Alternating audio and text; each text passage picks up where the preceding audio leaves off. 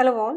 So data we are going to use here is the sample superstore that is inbuilt in Tableau, and under the data column you can easily see that it is a sample superstore.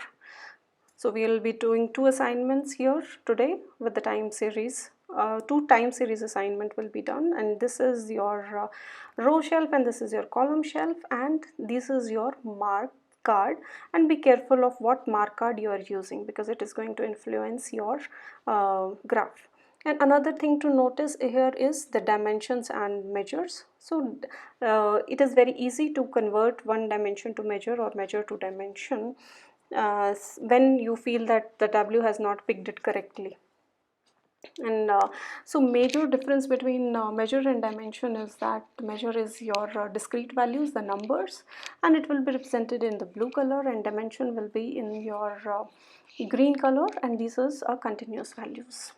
So let's start with our first assignment, that is make a graph sales by year by each segment section.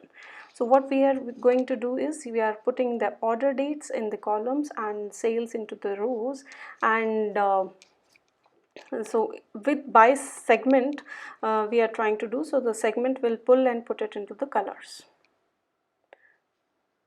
and done. It is so simple. So here you can see that the three columns are representing your three segments, and so now we want to see it how it can fit into the full view. So here you have this, or we have the standard view, and you can change it to the fit width, height or view. So this feature come in handy when we are using it for the dashboard, when you are exporting the sheet to the dashboard, and there it will try to fit, and this feature will come in handy. So that is, with this one assignment is done. Let's move for the second assignment that we have planned. The second is sales and profit by year. So click on the new sheet, and for sales and profit by year, so it comes first in mind that okay, let's put the sales and profit into the rows, and date should be in your columns.